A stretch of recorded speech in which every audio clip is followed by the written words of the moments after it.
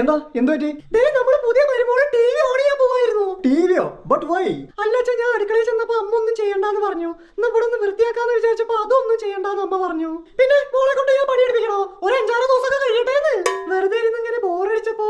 മോളെ, ഈ കേരളത്തിലെ പുതിയ മരുമകൾ ഒരു വീട്ടിലേക്ക് കയറി ചെല്ലുമ്പോ ആദ്യം കയ്യിൽ നിലവിളക്ക് എടുത്ത് കൊടുക്കും, രണ്ടാമത്തെ ഒരു സാധനം കൂടെ കൊടുക്കും. ഷീലു, അതെടുത്ത് മോളുടെ കയ്യിൽ കൊടുത്തേ, ആ ബോറടി അങ്ങ് മാറട്ടെ. ആ, വീടിന്റെ താക്കോല് ഇപ്പൊ തന്നെ എന്റെ കയ്യിൽ തരണമെന്നില്ല അച്ഛാ.